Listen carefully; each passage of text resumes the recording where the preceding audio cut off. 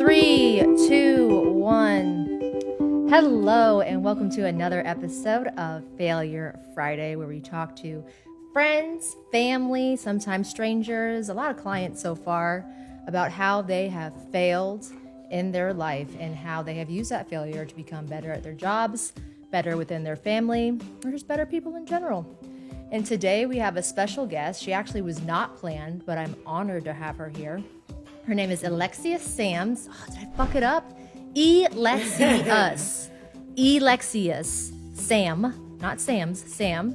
She is a personal trainer and wine connoisseur, but she is also monogamously fucking my brother. And this is important. It's a little more serious than that. They live together here in Jacksonville. They moved here recently together, and this is a big deal. And I don't know if you know this, but this is the first time I have ever befriended. I feel like we're friends now, right? We're getting it. No, I was kidding. Yeah, we're friends. Yeah, we're friends. With one of his girlfriends, because they've usually been just hot messes of relationships. So this is a big step, and I'm super excited to have her. So Lexi, why don't you, I'm calling her Lexi because I don't want to fuck up her name the entire time. I will try. She does prefer Elexius, so I'll try. Elexius, why don't you tell us about how you became a personal trainer, how you came into that industry? Well, hello. Thanks for having me for the introduction. Well, when I was in high school, I played basketball, and my brother did also. And we always just were a sports family. And then my senior year of high school, it kind of all ties in together. I got depressed my senior year of high school, quit the basketball team, and kind of just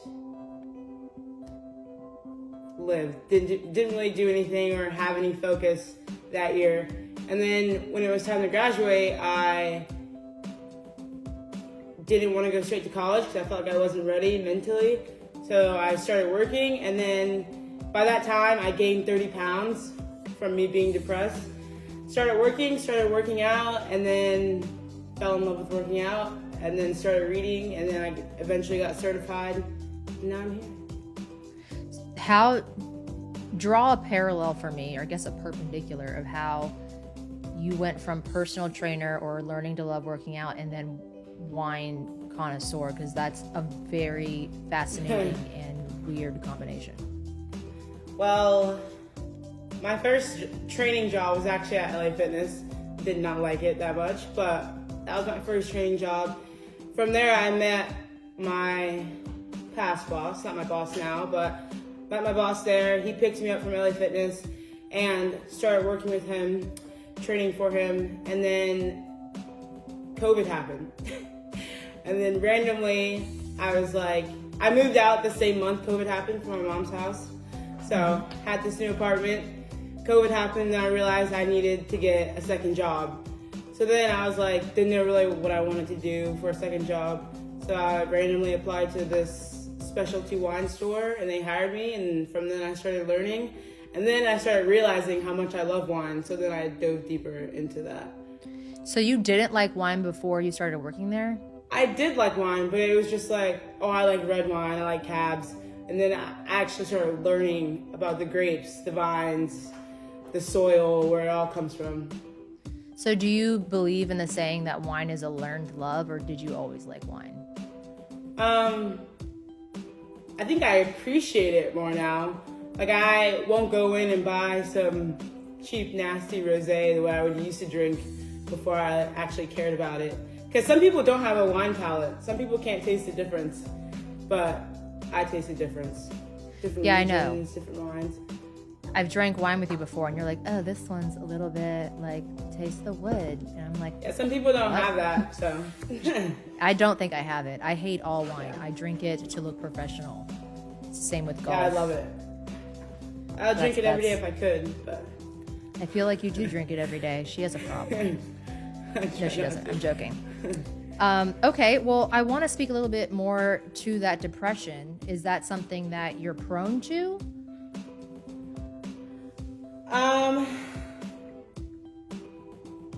A simple answer, I would say yes. But it was kind of I mean, I grew up with obstacles, like family-wise, so I didn't really like think about all that stuff though when I was a child before my senior year of high school. I was just going through life, playing basketball, and my mind never drifted to like any negativity really. Like had a lot of friends, played basketball, did a lot of activities or whatever, and then randomly one day I woke up and I was just like, didn't feel good. Like I just didn't feel good one day, and then it just got worse from there. So it never really was like an occurring thing. It just kind of happened to me one day, and then just something set it off, and it just kept rolling from there. Do you feel like maybe basketball was something that you hid behind? Maybe hiding's not the best word, but like distracted you to distract yourself from it? I want to say no, because I know it sounds crazy, but before I actually realized that something was wrong with me, I was very happy. There was nothing wrong with me. I was very happy. But then I feel like a switch went off, and it was kind of just like, I don't really like doing any of the things that I'm doing. Like it was just like a huge switch went off, and I hated everything. I didn't really care. I was like, I won't live to see 22, blah, blah, blah. So it was just like damn. And I also didn't know how to address it, because I was like such an outgoing person. So like I never want to bring sadness onto people. So I didn't know how to address it or how to tell people. So there was the first year that I was depressed, I didn't tell anyone. And then I would come home, cry, go out, act like I was fine. And then I remember one day crying after a party, one of my friends' party. And then some of my friends found out, and then realized I need to tell my mom. Then I told her, and then it was like a long, dirty, long talk. So you knew that something was wrong though? I knew something's wrong, because in the inside, I am always happy. I don't really get mad or angry or really upset. And I was just so angry. I would freak out on people. I would freak out on my mom. I hated doing everything. I had no motivation. I almost flunked out of my senior year. Like I just did not care. And it was just like me realizing I don't really know who I am or like what's going on. Like it was very uncomfortable. Do you feel like your depression is, and I know nothing about this, that's why I'm asking these types of questions, because it's truly it's fascinating to me. Do you feel like it was your depression, because it sounds like that was your first episode, I don't know if that's the right word, yeah, but I'm going to use it. Was it triggered by an event, or was it, use the word light switch, was there something that flipped the light switch, or was it chemical and you were just like, whoa, like you felt a wave of sadness? I really don't know. I've tried to go back and try to figure out what kind of set it off, but I feel like it was, at that time in my life, I was going through a lot of changes. My sister was gone, so I have two siblings. I have a brother and an older sister, and they both were just out of the house by that time. So it's just me and my mom. And my dad, I don't know my dad at all. We left him when I was 3 years old. So I feel like I started thinking about him also, and like wondering what my life could have been like if we didn't leave California because of him. And I feel like I was and then my mind caught up. We were also going through a lot of family stuff, like very hard, almost traumatizing family things that like a person of how old I was, like it was way too much for me to handle at that time. So I think that's where it sparked it, and then what kind of kept it going for how long it did. So when you were a senior in high school, that's when? Going into senior year, so the summer going into senior year is is when it started. And then it lasted heavily that year, senior year. And then when I graduated, I kind of flipped it around. Okay. Is mental health and therapy something that was discussed in your social groups or at your home at any point? No, because my dad was addicted to drugs and alcohol, so my mom, in a sense, pretty much everyone that I know in my family, in a sense, were like, drugs are bad, like even things that are prescribed to you, like they're addicting. So it was never like, I want you, but it was never like, I want you to go see a therapist to see like if a pill will help you. It was never talked about. Therapy was like, okay. I was never pushed to go into those things. I did take anxiety medicine. I got prescribed like 2-3 years after it first started, but it was a huge, because I had to do it myself. It was a huge, I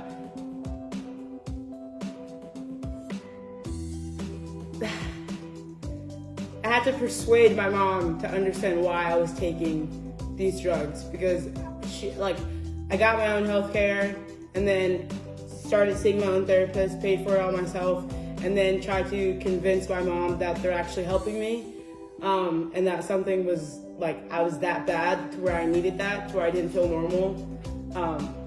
And I had to tell her that it's like, I'm not gonna take these forever, but I need something to help me out. Well, even if like you can go see a therapist, a psychiatrist is who prescribes you, but if you would have, was your mom against therapy? Was she assuming that if you went to therapy that meant you had to take medicine? It was just like, you're fine. Like, she didn't know how bad it was. And then for me to say, oh, I need help, it's like, go for a walk, or like, just kind of brush off the topic.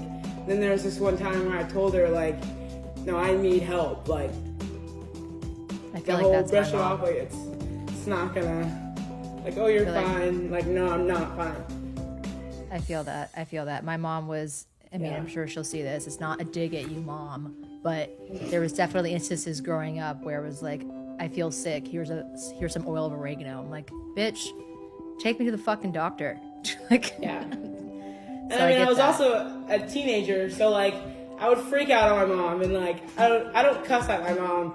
I would cuss at her, cuss her out, and she just thought I was being a bitch, you know? And it was, I just couldn't control the feelings that I was having. So. Yeah, no, I mean, I feel like there was only one time in my life where I can truly say that I was depressed, and it was definitely due to an external factor in college.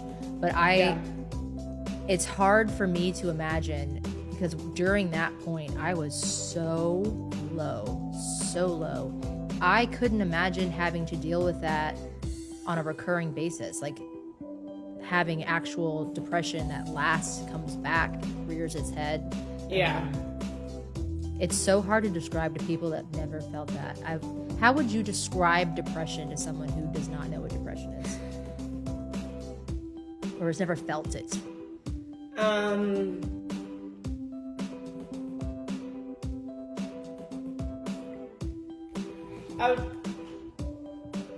What I had, I feel like it was kind of like a loss of identity, I feel. Like you're just sad for no reason. But that doesn't feel like, there's reasons for it, but like, something will set it off. You can have a good day, and your entire day you're fine, but then something will trigger you, and you're just in depressed mode. So I just feel like you don't really have control over what you're feeling. So it's like, or how sad you are.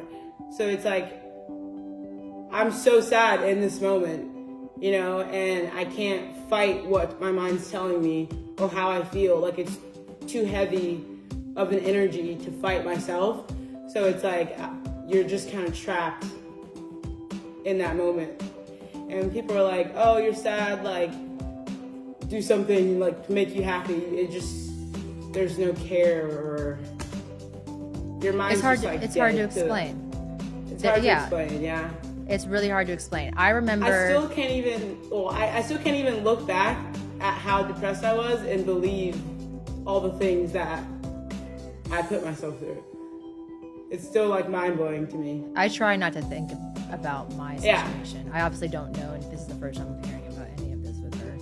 So, how exclusive. But how I would describe it is feeling like there is a very heavy wool blanket on your back. And for some reason, when I was in really deep throes of it, I would sweat. That's why I'm using the wool blanket. But also, it just felt like I constantly was shrugged over like this, and I couldn't stand up straight. I physically could. Yeah. And when I did, and I would make myself take really deep breaths, I would feel a little bit better. But as soon as I stopped paying attention, I would immediately go back like this. And it just felt like there was a pit in my stomach all the time. Yeah. Yeah, that's all exactly the time. But did you have panic attacks also, or was it something Yes, different? I would have panic attacks, but in like the weirdest places. Like I never got a panic attack when I was alone or in the shower or in my bedroom, which probably would have been still as scary, but it was always in places where you add in the anxiety of, oh my God, I'm around people. Oh yeah, no, I cannot handle that. So like I had two. One was in one of my lectures. It was one of those lectures at FSU where there was like 250 people. And I was in one of the middle seats in the center row. So I sweat when I get nervous. And I was profusely sweating and hyperventilating and just sobbing. And not like a quiet sob, like an awkward, like the whole room, like the professor stopped lecturing, was like, are you okay? Do you need us to call someone? And that made it so much worse. That was terrible. And I don't even remember. I feel like I blacked out. I somehow made it outside of the classroom and just sat on the floor. What was your panic attack like? What was yours like? So I've had like, I was depressed for a while, and then you mix in my anxiety, and my anxiety has gotten worse. Well, it did get worse over the years. Once I got introduced to how bad my anxiety was, my panic attacks started happening. That's not good. So I think I've had a few. I've had like more than 6, two? Maybe. Okay. More than two for sure. And they've usually all been when I was alone. So for some reason, I would get into these, I'd be doing whatever I'm doing, watching TV, reading, doing nothing, whatever. I would randomly my brain would just shut off. And I would just cry. Like, at random times, I would start shaking, and I would just cry. And I would always sit on the floor for some reason. I think I felt safe on the floor. So I would sit on the floor in corners or in a closet. But it would just, in the beginning, I didn't know how to control and to calm down. So I would get more worked up, like, as this was happening. So I would start crying more. And then I would kind of freak out. So I'd be freaking out, I'd be shaking and feeling like I can't breathe. Breathing's a big one. I felt like I was actually dying. And then sometimes I would destroy things. But being like bawling, like crying, like bawling. That's interesting. I've never destroyed things. I was usually just trying to figure out, because it literally feels like your heart starts racing. It feels like something's about to happen inside of you. I feel like I would destroy things after that feeling would come to try to release that feeling. Like, there was no way for me to calm down, so like that was like what I would do to release what was going on. I'd be curious if any of you guys watching this have had a panic attack, what tools you use to calm yourself down. For me, I mean, I feel like I've talked about this in so many different episodes, but breathing, like really deep breaths, was the only thing to help it pass. But also in the peak of a panic attack, like, it's like when you're working out and you're really tired, it's really hard to like breathe through your nose and breathe out of your mouth. Like, it's hard to get through that part. But I'd be curious to hear other people's tools, because a lot of people get panic attacks. I've never really heard someone give good advice on how to make them stop quicker. I don't know. But we're getting off track. Breathing, it's all you. What? I know, my bad. I didn't know that about you. Now I have so many questions. Give us a failure, Lexi. Give us a failure to use as the heart of this episode. All right.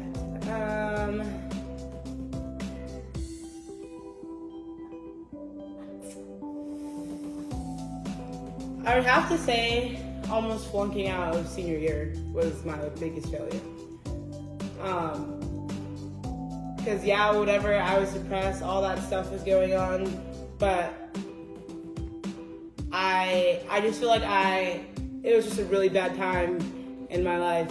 So, like, it was bad. I was sitting, when there's a test in front of me, I would just sit there, like, to the point where I just genuinely didn't care.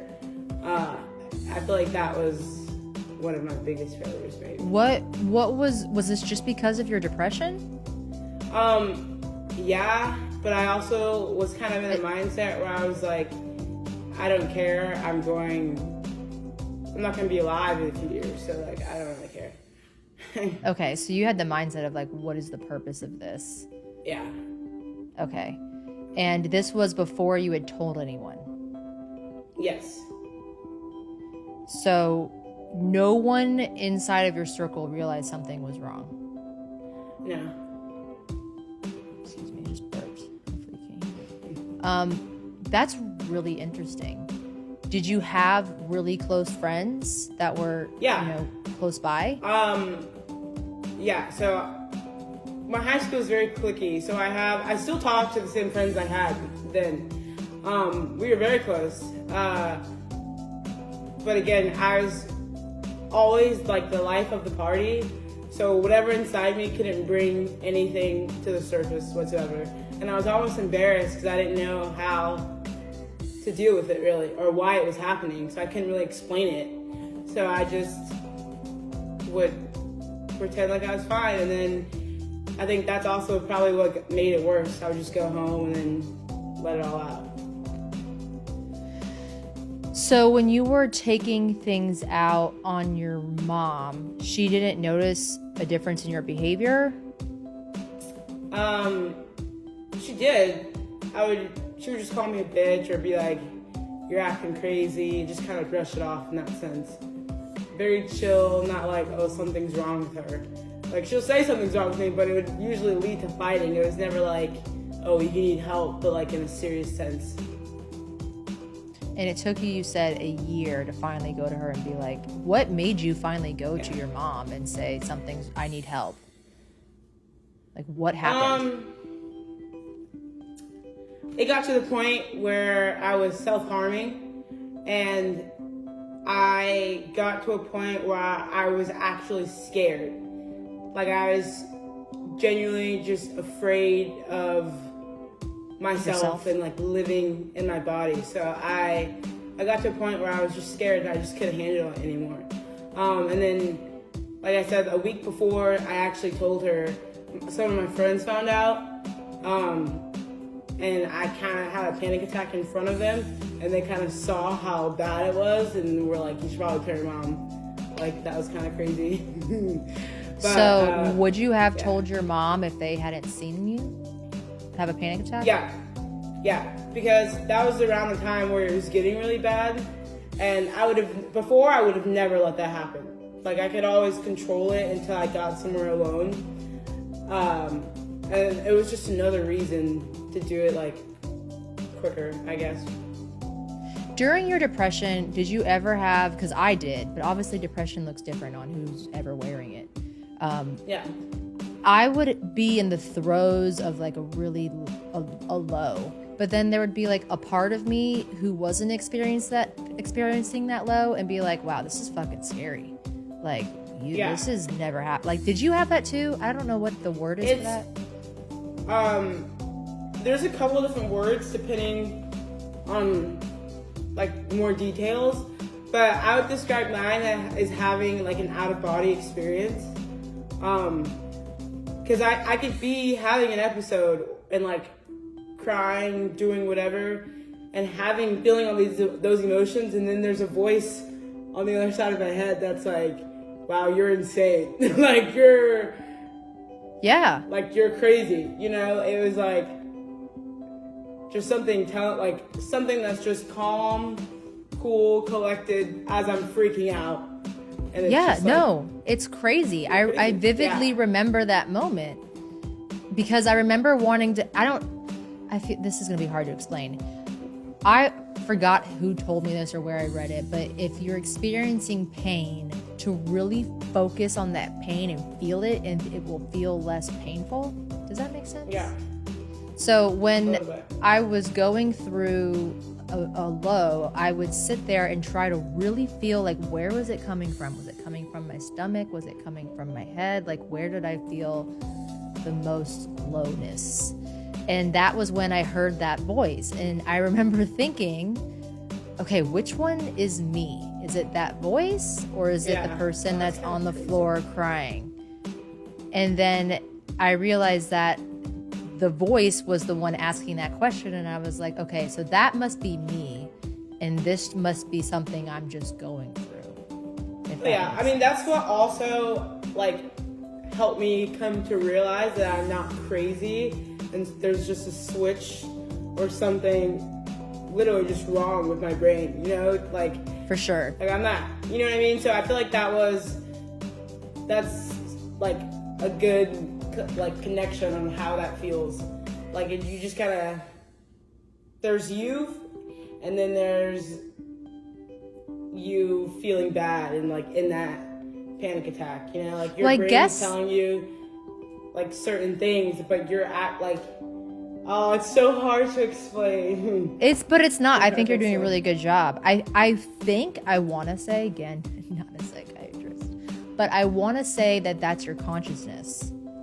Yeah. But of course. I mean, I also agree. I feel like it's your consciousness, but it's very that's crazy. You. Yeah. It's very crazy how you could be feeling one thing, and then there's just a voice that's right there. Yeah. That's like not, you know what I mean? Like there's, it's really hard to explain. No, but I think you're doing a good job. This is actually, I just did not write it. I read a book on it, and I'll have Weston link it. It was actually recommended by a girl named Victoria Treadwell, and it was really good at defining the self and separating that from external factors. I'll have to have him link that. But okay, at what point in your depression did self-harming start?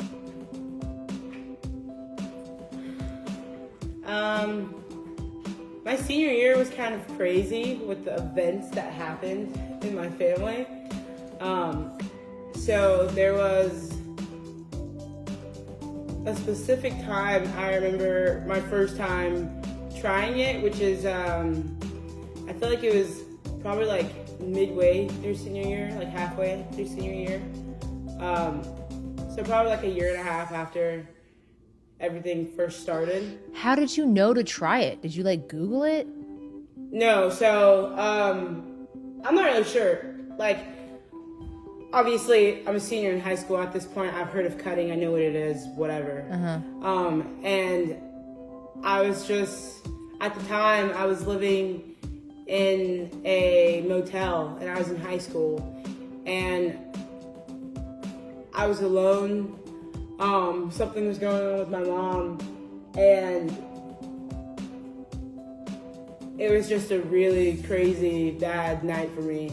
So I was in this motel, I was drinking by myself, and I just started freaking out. So I was having an episode, I was crying, I was kind of just numb. And I would explain it like there's so many emotions and so many feelings in your body that's so overwhelming that I feel like I'm gonna pop. So at that time, for some reason, like I said, I feel like you're out of body at this point. So I'm just kind of just numb to what was going on. I just got something, and I just started doing it, and I felt like it released all the things that were inside of me making me sad. How crazy that sounds. It doesn't. It's very common like, amongst depression. Yeah, it was the only thing in that time, at that certain moment, whenever I did it, that could release all those feelings that were like, felt like I was gonna explode almost. So that's kind of when it started. I read a book on this when I was 13. That should tell you something. I read that it can become addictive. Oh yeah, because at that point there was nothing I knew, like I didn't know how to do anything to calm myself down when I was having those things. And then once I found that, it was just a release. And then mind you, I also hated myself in a certain time, so I didn't really care about like really anything. So like being able to do that and feel the release, it was almost like whenever I felt after that, it was like if I feel those crazy emotions, I know exactly what to do, and it will just kind of release what I'm feeling, which were like so heavy.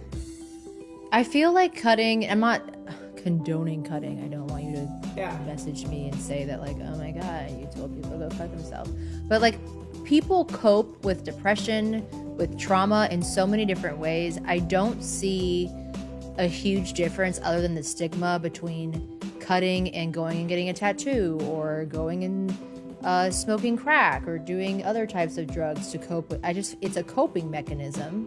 I feel like it has a much more judgy stigma than even drugs, I feel like, because 100%. I mean the book I was reading was nonfiction when I was reading this book, but I remember reading it and being like, I get it, like that just makes so much sense, like you're built up and it's a release. I also understand that it's addictive. It's the same thing as like tattoos, right? It's pain.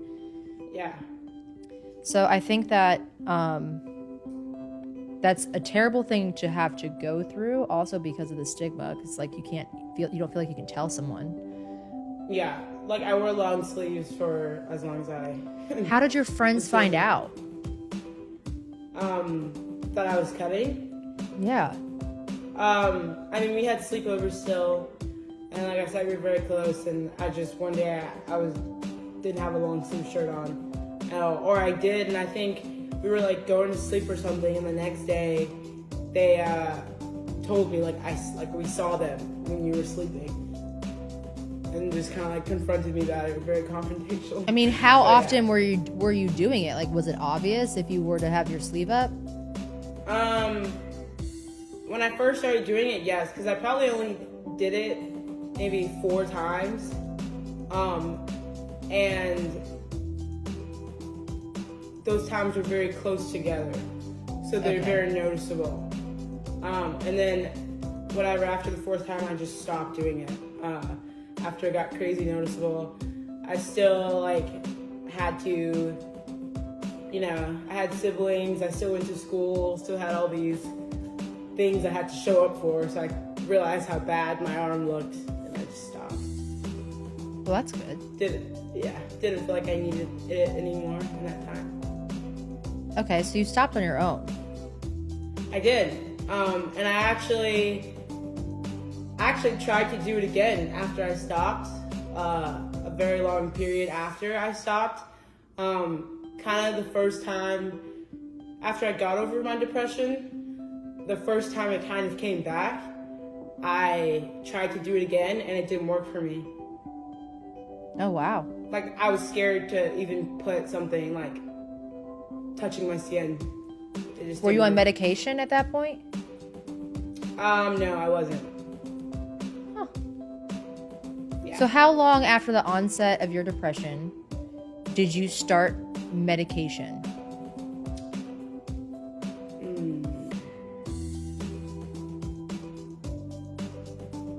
Well, I got medication for my anxiety. Oh. So I never got medication for depression. Still? Still to this day. I've only gotten medication for anxiety. Why? And this was, it never came to the point where it was, we're gonna go get you checked out and then get you on these drugs. And I was also very young. Well, I was in high school, so I was still living with my mom, and it was just, we were never gonna do that. It was just kind of, you'll figure it out type of thing. So never ever took depression drugs. And then a couple years after, probably a year or two after I graduated high school, I got on anxiety medicine. Went by myself, got it all checked out. Is anxiety usually correlated with depression? It is, yeah. Okay. Usually ties hand in hand, but I mean, it's not, everyone's not the same, but usually it is. So does your anxiety medication help treat the depression? It would, because I was just, I called it a happy drug. That was my nickname for what I was on, because I would take it when I woke up or before I went to sleep, and I would go about my day just always anxious, and I feel like certain things would make my anxiety spike, and then I feel like some days my depression would be there, and they were just so bad together. I feel like, so if I could calm down in a certain sense and actually get my thoughts and gather them and do something with them, I wouldn't have to like be so sad anymore. And around that time, I was kind of over my depression. You were sick of it. Yeah, it was. Luckily, I got over it. I would say the beginning of the huge hurdle by myself, because it was kind of like I don't want to do this anymore. I was just so tired of being that person. So tired. So that's interesting. You feel like treating your anxiety and getting that under control allowed you to be strong enough to deal with your depression proactively without medication. That's what I mean. Yeah. That's cool. I had never heard it posed like that before. What advice would you give the version of yourself at the peak of your struggling? Something that could help someone else going through this maybe for the first time.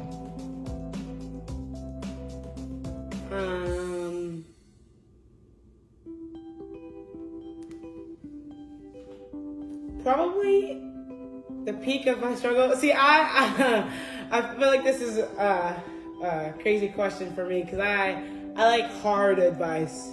So I feel like I want hard advice. I want something people can actually apply. I feel like I would tell myself, like, just get over it. Like, well, that's not that. I know, but like, I feel like there's. Let me phrase this a better way.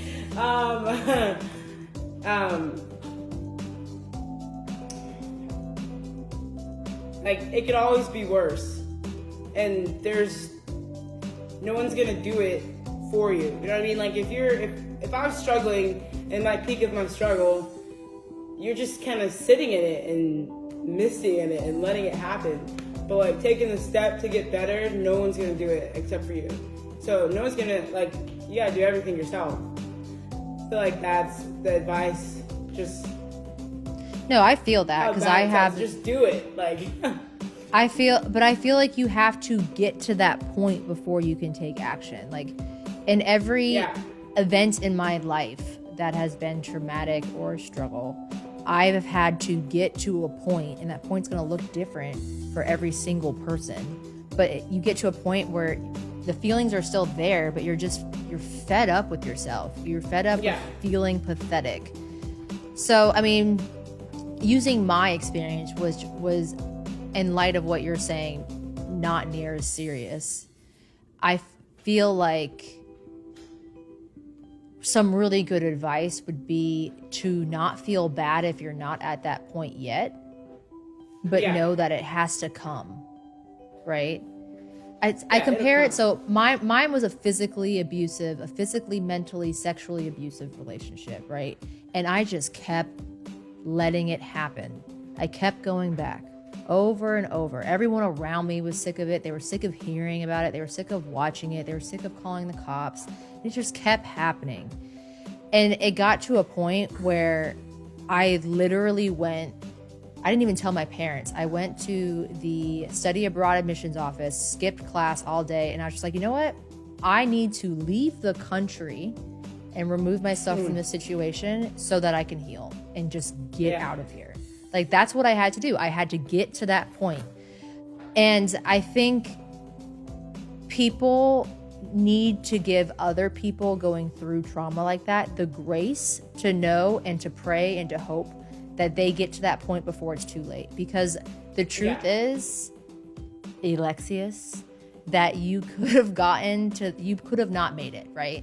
You could have never gotten to that point. And that's just the sad reality of it. But I think just giving yourself grace and knowing, all right, at some point, I'm going to get to the point where I'm going to get the fuck up and go get help. Yeah, and once you get there, it's still hard to do it. You're at a point and you're like, I gotta do something. Now it's like, let me actually do it. And like, keep going in the sense. So let's say someone else is watching this and maybe they just started to self-harm. What advice would you give that person that's not you? Or they're considering it. Maybe they're Googling it. I would say try to find another way to deal with the emotions that you feel like you can't control. Or this is your time to where you need to speak to someone or tell someone that you're having these feelings. Because I know for some people, it can get a lot worse. Like, I only did it a little bit, but like, it can get very addicting. And then, I mean, you can start doing other things even worse than just not simple, but cutting. I feel like if you're at that point and you're wondering about it, if you're wanting to start it, just don't get into it. What do you think is a proactive outlet that gives a similar, maybe not the same, but a similar release? Screaming. I think that's a great one. Screaming, something to grip. I would say like one of those hard things to squeeze on because it's a lot of pressure. One of those maybe. I would angry write that was one of my big things. Ooh, that's a good one. I would angry write, and I did that for a very long time, and that helped me a lot. Whenever I felt like I was just going crazy or like there's emotions in me that I couldn't control, I would sit down, just like whatever pen and paper I had, and just start writing. Whatever I was feeling, cuss words, scribble. Like, I think angry writing was a very big outlet for me. I used for a while because I needed the pain aspect. Like, that helped me a lot. I didn't progress to cutting, but what I would do, and I'm not saying this is healthy, so you might still want to talk to a doctor. No, it's not might. You definitely still need to talk to a doctor. But I would wear a rubber band, like one of those thick ones. Like, they're like this would thick, you like the ones that are red, and I would pop myself. And That's I'd get bruises, but I mean, it's not like I felt like that was better than what I could be doing. And it gave me the pain. No, that's a really good one. I watched a video a long time ago, and there was this guy that had a disorder. I forgot what it was, but he would have like panic attacks. And when he felt the feeling of having one, he would start flicking his rubber band. And there was like, I forgot what it was, but I think it was like a documentary or like one of those random like e-shows on TV about like his life. And whenever he would feel bad, he would just wear it and just start flicking. That's a good one. I never thought about it for anxiety. I would do it for like when I would start to have really bad thoughts or like revisit trauma, and I needed to snap out of it. It was like when breathing just wasn't working. Yeah. Because like breathing's a really great exercise, but it's like not all the time do you want to take 10 deep breaths, 4 seconds in, 4 seconds out. You just need to snap the fuck out of it. To breathe, it's so annoying. So the rubber band helped me a lot with that. But again, it's still pain, so please don't message me and freak out on me. But it worked for me. Angry writing's a really good one. I don't angry write, I sad write. Like when I'm really sad, not depressed, sad, but like when someone pisses me off, like at work, I'm really stressed right now. And I just sit there and I write out why I'm stressed. And then by the time I'm 2 paragraphs in, I'm like, okay, it's really not that serious, Kendall. I think writing helps with a lot of feelings. For sure. Even if you don't know what to write, just like get a pen and like your thoughts will write themselves. One thing I really wish I got into was like punching things, like not walls, but like a punching bag. I feel like that would. That's why I like lifting. That's why I started lifting. To deal with anger and depression. Yeah, lifting is a very big sense. let go for me. Obviously, all the benefits that come with working out, but just being able to, push things, throw things, lift heavy things, the whole aspect, very releasing. I bet ball slams would be fun. Oh, yeah. So we've given you a lot of tools, so that was really great. How has your depression, and I don't want to speak about your depression like it's gone, because it's never going to be gone. Same with your anxiety. Yeah. I personally have not had to deal with depression. I still have anxiety, but I really believe that everybody has a certain degree of anxiety. Oh yeah. Some people, but I would never take anxiety medication. I just deal with it. I'm not saying you have to deal with it, but I just deal with it. How do you think your depression has made you a better person? How did you take that experience and fail forward? I got to a point where I was starting to feel better, and I guess like I can look back, thankfully, and see how low I was, and just know that I never want to revisit that ever again.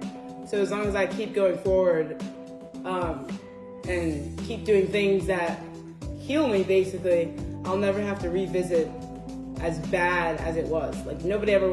Once I got out of that, I feel like it taught me kindness. I like helping people. It taught me that I like helping people.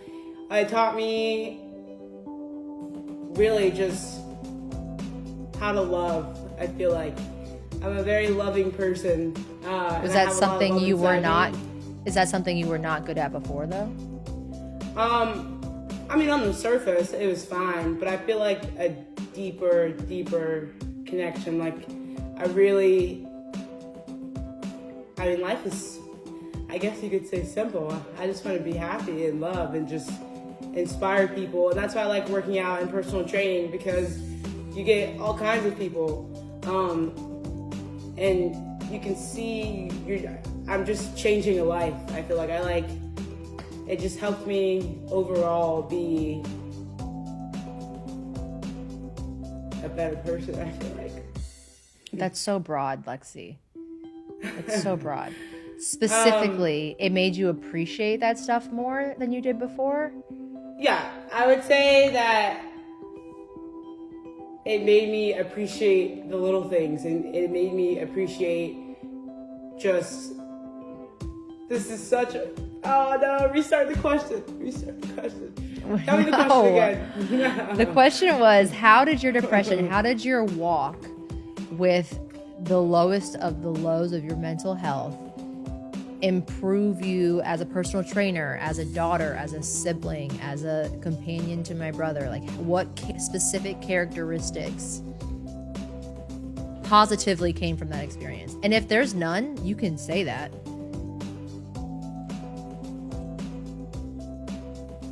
It's pretty broad, but I feel like I either have none or it just kind of taught me how to fight and how to just That's a good one. Forward. It's very, very broad, but just how to fight and how to for yourself and get out of it gave me a lot of mental clarity that I don't think I had before. I think before I was actually depressed, I wasn't really thinking about deeper things in life. It was very just on the surface about every single thing. That makes sense. Now I feel like I learned about the small moments and how to appreciate them more, and just how to love and love deeply than what I did before and how I was before. I feel like I'm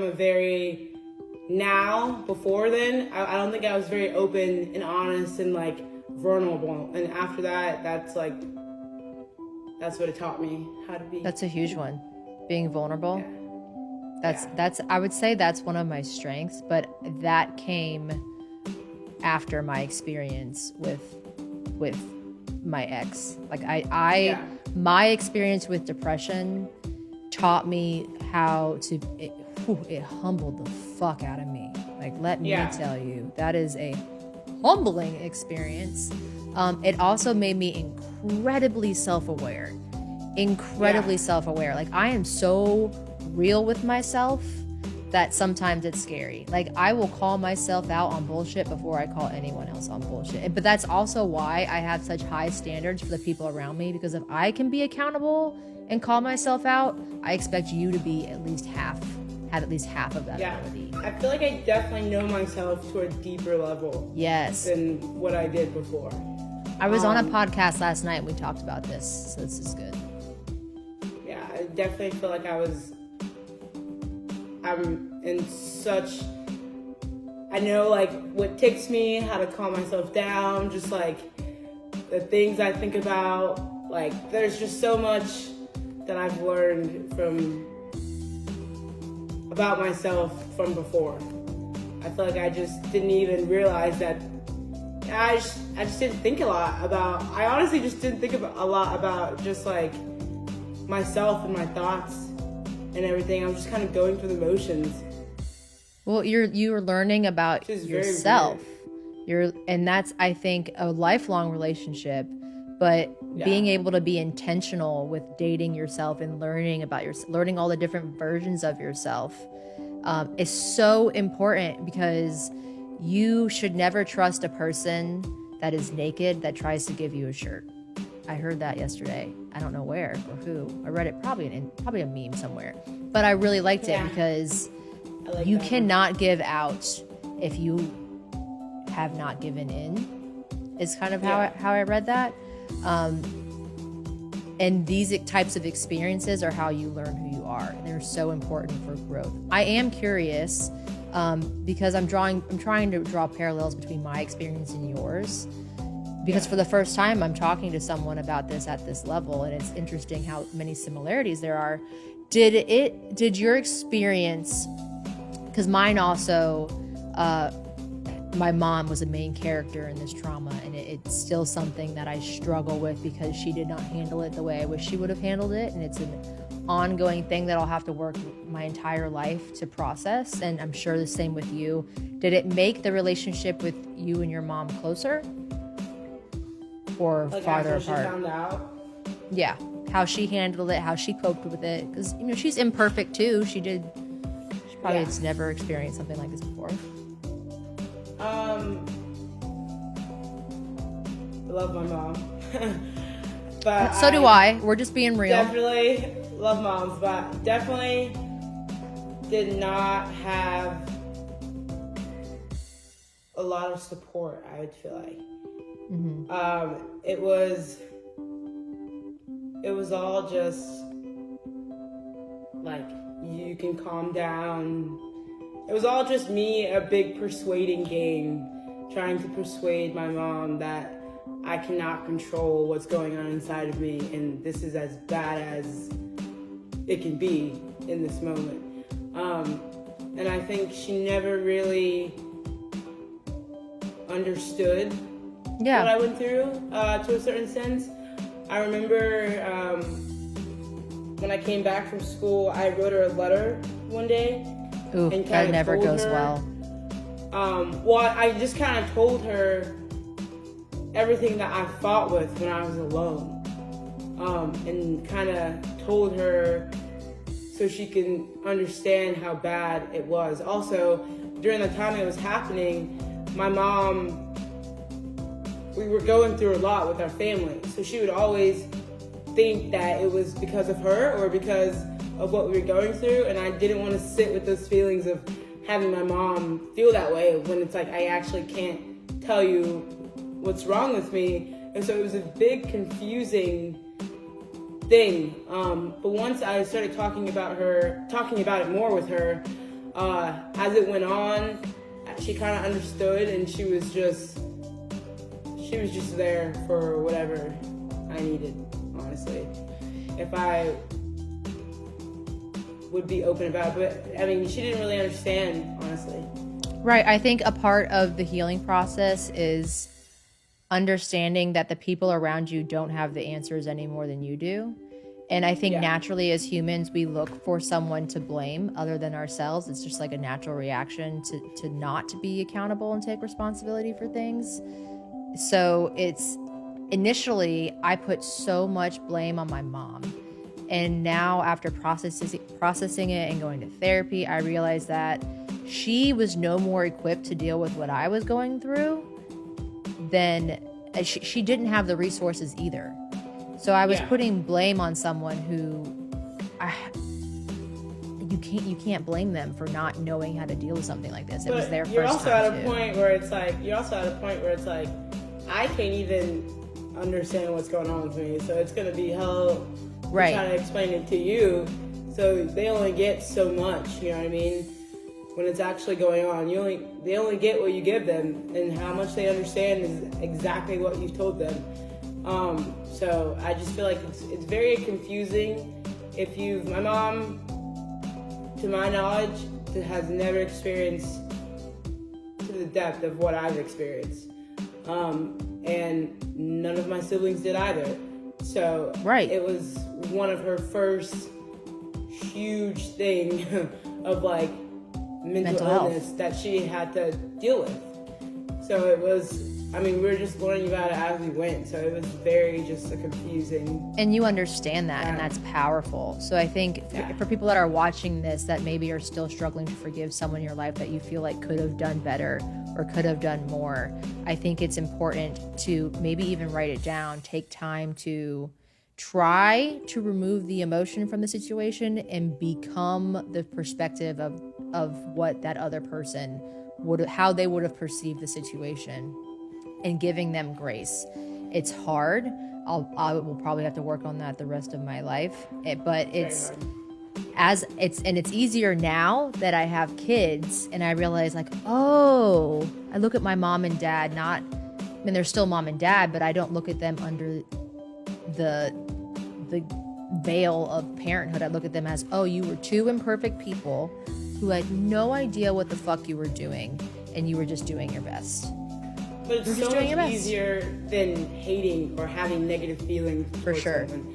Some people, I'm thankful that I know that I can put myself in someone else's shoes before I have a huge conflict with them. I'm very open. I can understand and listen very well. So it's like, put yourself in someone else's shoes, your whole mindset will change about the conflict that's going on. You hear that all the time, though, but it's really a learned art. But to actually do it, and then make a decision from what you learned in that time while you're in those shoes, I will say, once you get good at doing that, it's really hard to get mad. It is. It is. To really be angry at someone, if you're good, if you truly do it, it's really hard to get mad. Yeah, it's hard because it's like, really okay. And I do it with, it's also really hard to have a really solid opinion on anything. Because I've gotten really good at it. But the best way to describe it is politics. In today's world, there's so many people who are polar right and polar left. And I will never be able to be polar anything because I've intentionally perfected removing myself from equations and being able to look at things from other people's perspective. It is impossible for me to be polar anything. It's such a gift. It is. And I'm so glad I learned. You have to. So that's a really good thing for anyone, but especially if you have mental illness and you're struggling with forgiveness, which is going to be a part of recovering from any trauma or anything like that. Really getting good at that is so important. Giving yourself grace first, and then giving the people around you grace. So crucial. Took a lot of counseling to get to that point, though. So I preface everything that we have said with get some fucking help. Crazy is the new cool. Everyone has a fucking therapist. Just get on the bandwagon. You don't have a therapist. I mean, yeah, like, are you even alive? Thank you so much for coming on, doing an impromptu interview. I appreciate you, and I will see you in about 30 seconds because you're just downstairs. Thank you very much. All right. Bye. Bye.